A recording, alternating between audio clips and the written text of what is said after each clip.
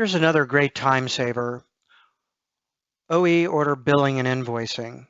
This particular grid takes a look at everything that's status 7. So every order that's gone through the confirm ship process is going to be right here on your grid. Again, there's a process grid style where I can check boxes, and I can actually edit and make some changes here.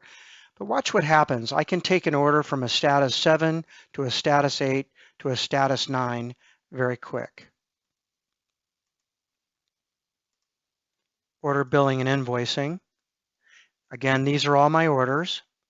If I want to take this particular one, I'll go ahead and make a change here. Maybe the freight amount is now known, $52.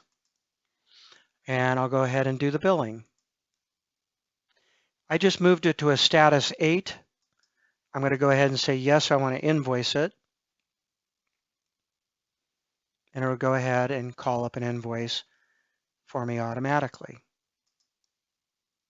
You can see it captures all the data.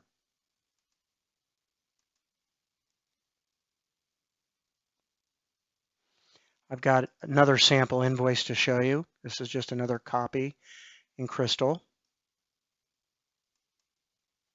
So I have a couple examples there of things and how they're hooked up in Agility to do some automation. But you'd have to agree this is a lot faster than going through the user interface order by order by order and doing selection for billing. Let's take a look at another component.